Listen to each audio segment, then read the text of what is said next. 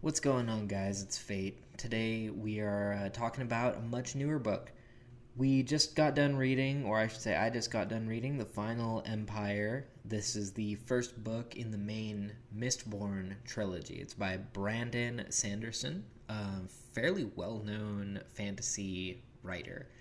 The narrator in question today, I'm not sure who else is available in terms of narrations for this book, but the most easy to find one in my case was the Michael Kramer narration. And of course, I found it on Hoopla, but it was the primary narration a lot of other places I looked too. Michael Kramer, a definite GOAT contender in terms of narrations. He is an American audiobook reader or narrator, and he himself has narrated over 200 award winning books and apparently has also done a great deal of contribution to the Library of Congress Talking Books program. It's a book for essentially the visually impaired program. He's even won awards like the Torgy Award, which is a similar Canadian Canadian audiobook or narration award. And he himself is actually married to another famous narrator, Kate Reading, also known as Jen Mendenhall, but Kate Reading definitely the more well-known name she goes by. So I have great things to say about both this actual book and the narration itself. Genuinely speaking, Michael Kramer had insanely good modulation.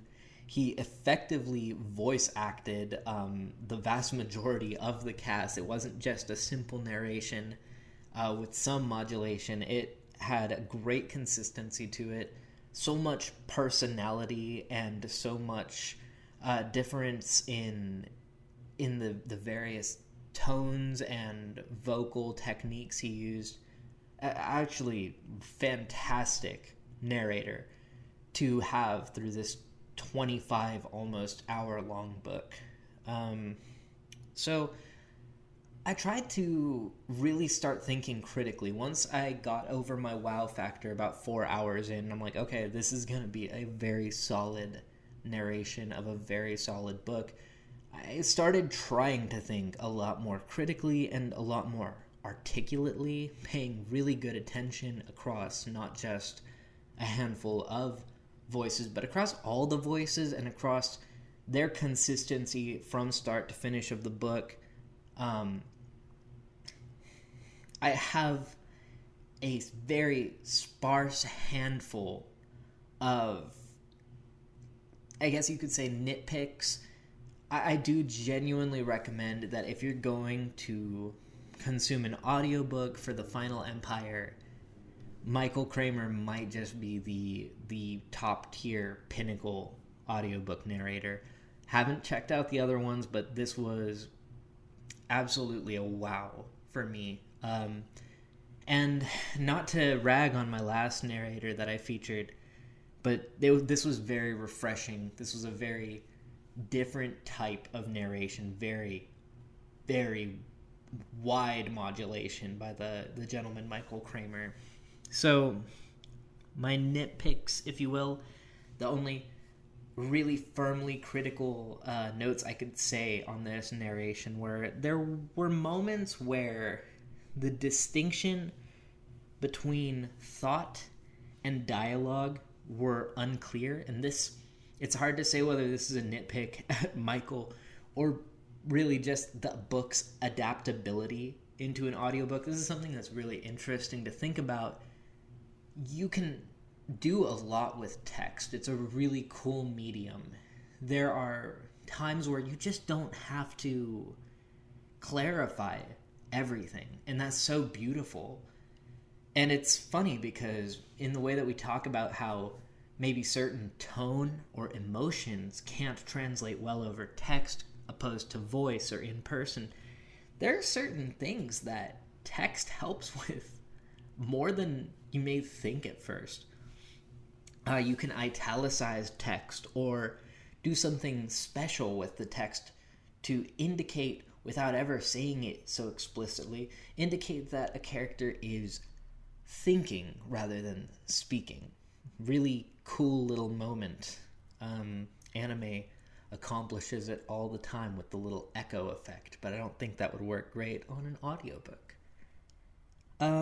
Moving on, we've got the fact that I loved what was going on here, and I have to say, with a really lengthy audiobook like this, a really lengthy recording that had to be cut up over the span of who knows how many days of recording, I do somewhat hope that the VA's performance was approved line by line by the author, because it's really good, but there were times where creative liberties were probably taken because certain vocal modulations, tones, even effects like panting or groaning are never indicated by the text itself. I meant to put a specific indicator here. I want to say no real major spoilers, but there is a segment where two of our main characters on the good guy side are essentially marathon running somewhere, and there are various modulations that are done to really give you this beautiful effect of exhaustion, tiredness, panting. They're not ever explicitly stated in the text, however. And it's just interesting because I wonder sometimes, are we getting the narrator's creative idea of what the character should sound like, which you are getting, but are we getting something kind of added in without any say-so? Interesting thought, right? This isn't a nitpick as much as it's a effect of the condition of reading audiobooks, but I thought I'd throw it in there because it's really hard to critique so much of Michael Kramer's narration for this text. I just wanted to praise, however, give and take, that this is an incredibly good and consistent narration with incredibly good and consistent voice acting. There was only one instance in the entire book where I seemed to catch that a voice was mismatched to a character. It's toward, I think, the last third of the book, if you will. And the character Doxson and Kelsier have pretty consistent and substantially different voices that Michael Kramer uses for them. But there is a moment where Kelsier's voice seems to be applied to Doxson, and it only happened once. Like, I was being as keen as I could be across 25 hours of listening. Only one time did that seem to happen in the narration of this text. Now, moving on to some more personal things that are valid points, but are less about the technique and more about just how things hit me, and it's very subjective. There are some moments in the book where Kelsier, our elder protagonist, if you will, is scolding Vin, our youth protagonist. I don't know. They're technically both deuteragonists, or if you will, Vin is the true protagonist, but Kelsier is an extremely substantial main character. However you want to look at it. Kelsier is scolding Vin several times throughout this book because they have this sort of mentor-mentee type of relationship. And there are moments where Kelsier's voice is he's going for a serious, very serious and scolding voice for Kelsier. And it comes out sounding so humorously stuffy and different that it either sounds like a joke, like he's imitating a stuffy individual, or like the voice used in question is supposed to be matched to another character entirely, to where I actually was running it back a couple minutes and re-listening to some of these scenes where Kelsier is supposed to be scolding Vin. Is this a real gripe or a criticism? Hardly. This is all subjective stuff. It's just how it hit me. Likewise, one of my only other big complaints, actually, was specifically that there are these antagonistic characters. They are inquisitors, essentially monstrosities created by the opposition. Trying to not get too in-depth because that's not really what we're doing here. And the voice used for the inquisitors is a little campy and a little silly. It's very over-the-top, super gravelly, like grudge throat graveling, like, meh, I'm going to stop you type of shit, which it's young adult fantasy literature. Not everything has to be as badass as possible 24/7. It just was a little bit goofy. I even looked up what the Steel Inquisitors are widely agreed upon as looking like by a lot of the fan base, and they're pretty fucking goofy looking guys. I just gotta throw it out there. I'm sorry.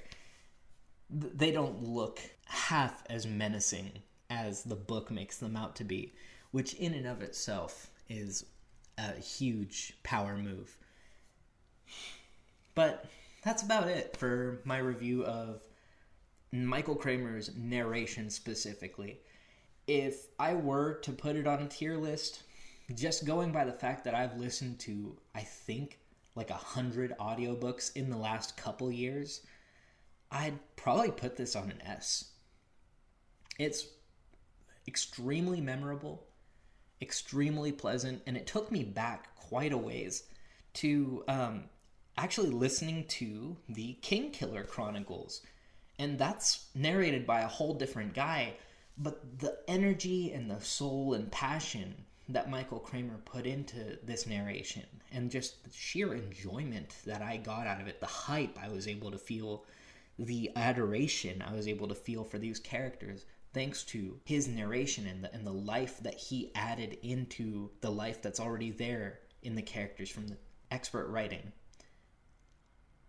I would definitely put this as an S or as a top tier among my absolute most favorites. Now, to talk about Mistborn, The Final Empire itself, this is an excellent book. It's, for the most part, great adult fiction fantasy material.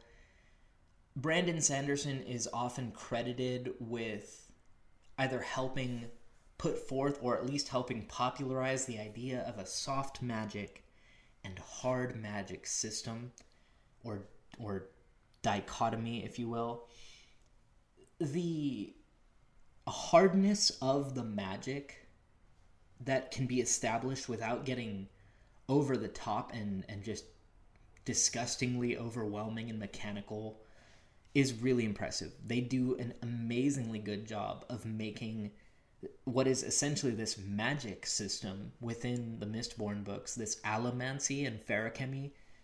They do a really good job of keeping it a very hard magic system. It was believable magic, if you will.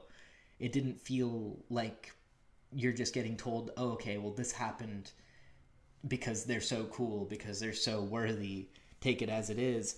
There's actually something almost scientific feeling about this magic system, which is just really fun. It kind of helps you get invested in what is essentially just a bunch of nonsense and a bunch of make-believe, but it's so awesome. It's so well structured, thought out. It feels consequential. I don't know what more I could say. In terms of character writing, the characters are extremely believable as well. There are characters that I wanted to love at first that I ended up not liking very much later because of their actions, their very good characterization. There are characters that I didn't know if I'd like at first that I came to love because they seemed so deep and so genuine and very full of well-explored and well-defined flaws. There were a lot of emotions that this text made me feel. I would say it actually came close to hitting me in like every facet of my emotional breadth. I felt genuinely sad at times for Vin, the younger main character. I felt extremely hyped and at times really angry and disgusted with some of the characters. All in all, there's actually a good deal of resolution within this first book. You're not left with just extreme dangling threads, tons of loose ends like it's a Mistborn's cloak. You're actually given quite a great deal of resolution to several plot beads and story paths within the text itself, while it leaves enough open to make you really want to read the rest of the trilogy, because important things are left unresolved, but it really feels like a lot was accomplished in this book, and you very much want that out of a 25-hour-long audiobook. I would recommend this book to basically anyone.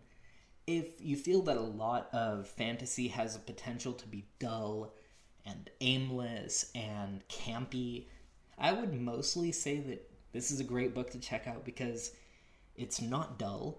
It has a lot of sharpness and it has a lot of graphic plot trauma to it. There is character development that gets touched on, but it's not on the nose.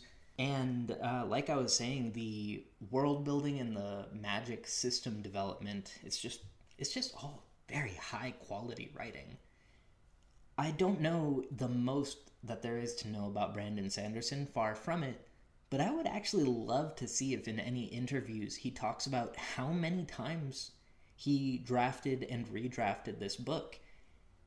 It is paced so well and touches on things so gracefully, and the characters are just so well developed and fleshed out over the course of the book that it feels like there had to be several redraftings because it is just so elegantly and masterfully put together, in my humble opinion. Well, that's going to do it for today. I hopefully didn't leave any questions unanswered. I'm going to go ahead and link a couple resources for the book together. And as you probably guessed, I read this book on Hoopla, which is a really cool audiobook service that, like Libby, a lot of libraries are partnered with. And, yeah, that's going to probably do it for now. Catch you next time where I hopefully am not bored to death or tears by Moby Dick. All right, later.